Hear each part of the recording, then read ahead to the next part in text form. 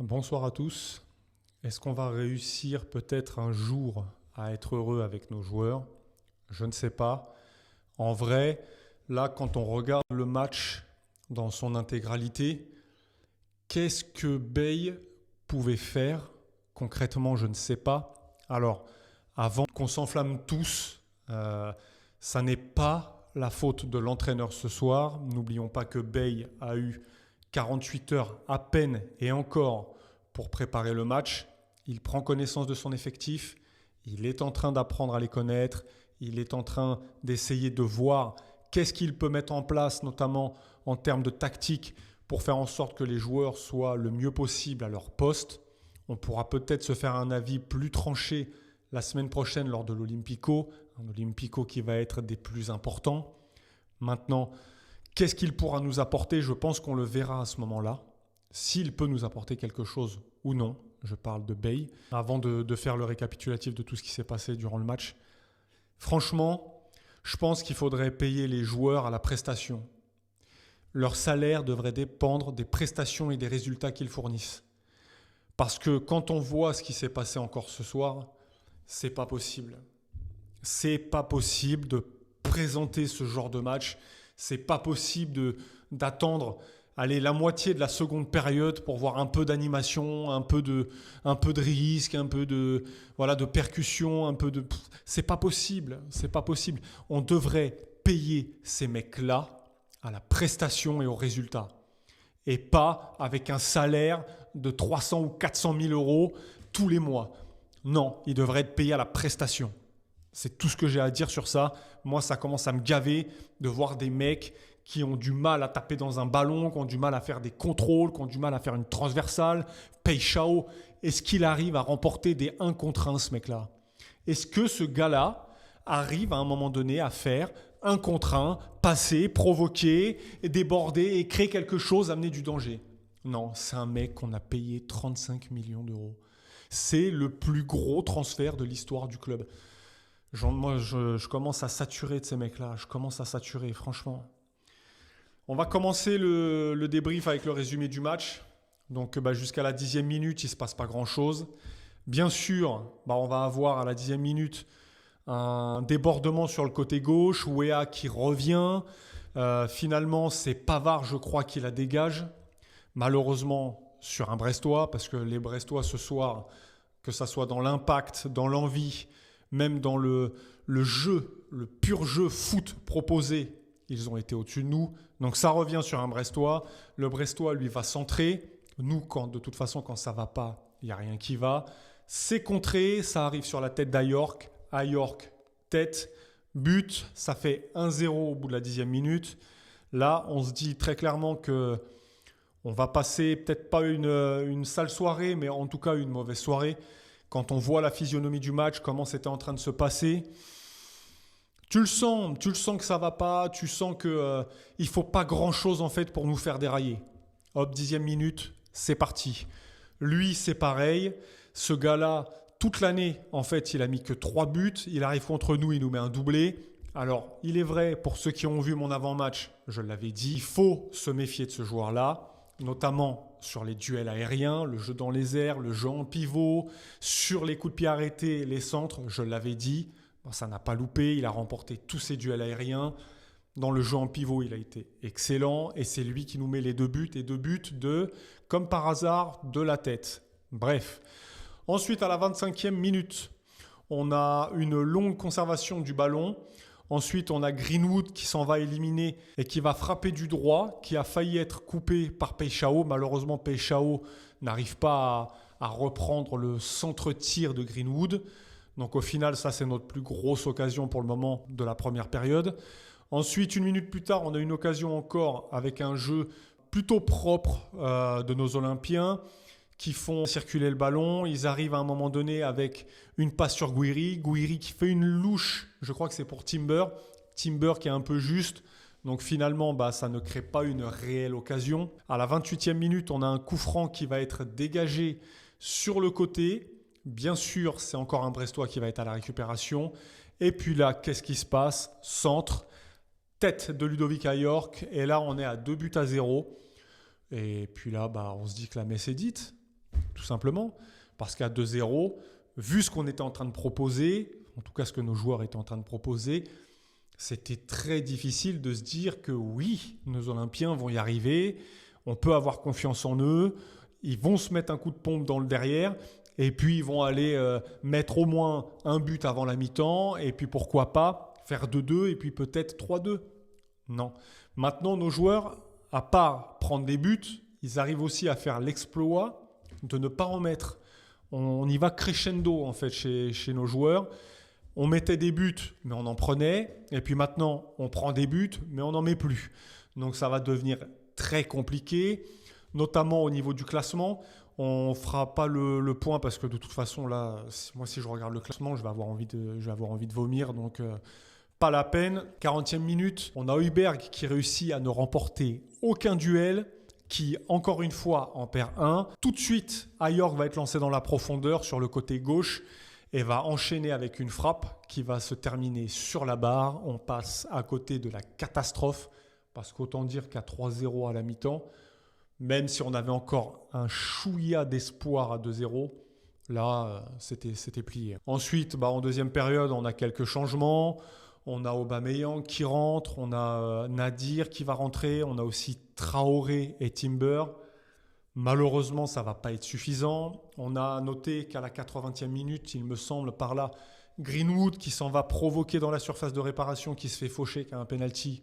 Mais à l'image de notre équipe et de ce qu'on est en train de faire sur ces dernières semaines, malheureusement, Greenwood va rater le penalty, va rater l'occasion en or qu'on avait de se relancer un petit peu dans ce match pour le dernier quart d'heure. Non. Si je devais ressortir un joueur de ce match, ça serait plutôt Timber. Timber qui a fait un gros match, qui remporte ses duels, qui arrive, lui, à faire des différences balle au pied. Après, hormis ça, franchement, c'est trop compliqué. Encore une fois, on a des mecs, là, à York, on ne le voit pas de la saison.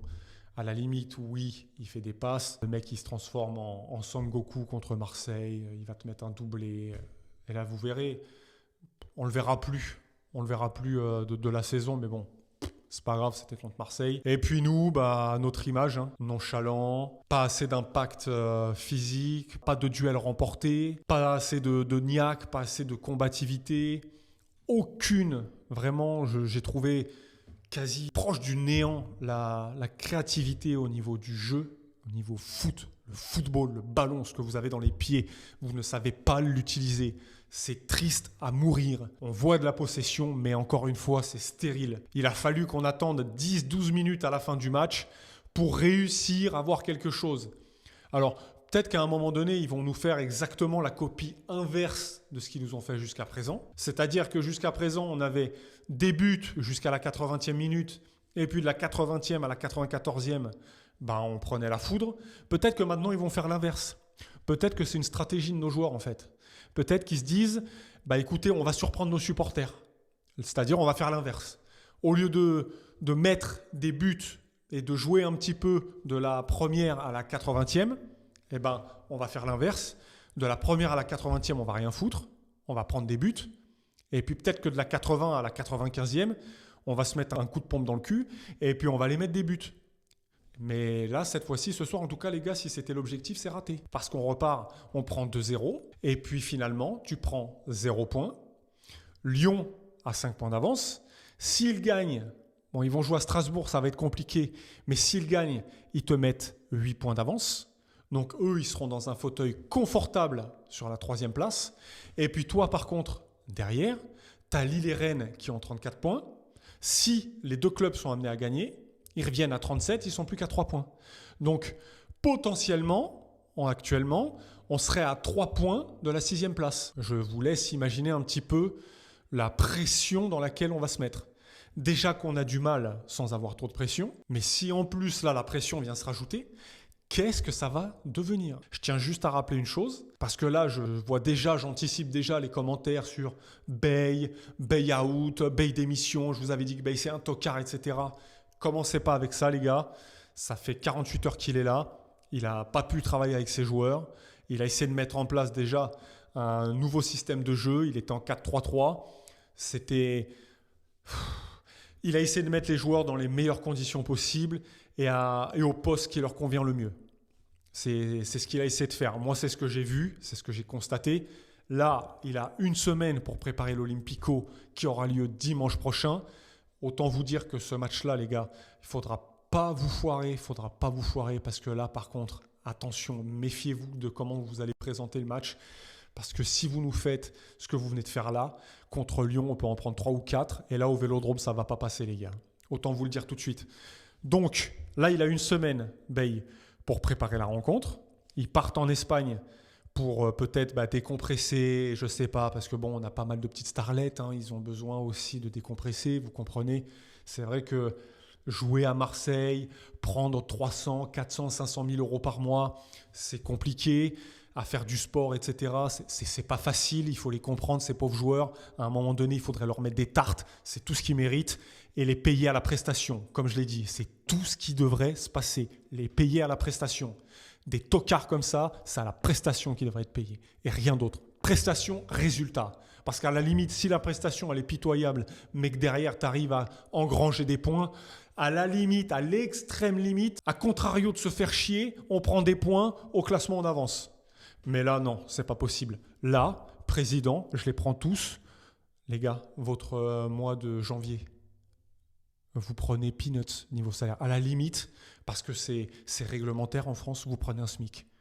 Point barre. Après ça, ne me demandez pas quoi que ce soit, une augmentation ou je sais pas quoi. Parce que sinon, c'est avec des coups de pompe dans le cul que vous allez aller en réserve et puis vous allez continuer à toucher des SMIC. Ça va peut-être vous donner l'envie de revenir en pro et puis de vous donner et de vous proposer autre chose sur le terrain. Maintenant, Bey, tu as une semaine, malheureusement, pour nous montrer que tu peux insuffler quelque chose à cette équipe. Une semaine de travail.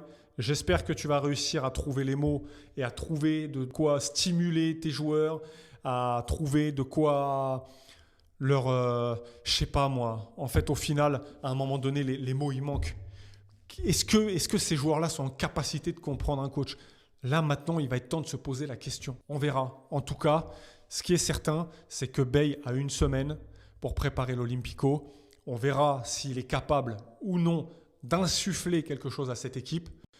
Sinon, il faudra vraiment commencer à se poser les questions. Et puis, nous, écoutez, on va essayer, qu'est-ce que vous voulez que je vous dise ? On va essayer de récupérer parce que là, c'est compliqué. En tant que supporter, vous ne vous rendez pas compte, et là, je m'adresse aux joueurs, vous ne vous rendez pas compte du calvaire que vous nous faites vivre. Vous ne vous rendez pas compte d'à quel point c'est dur d'être derrière vous.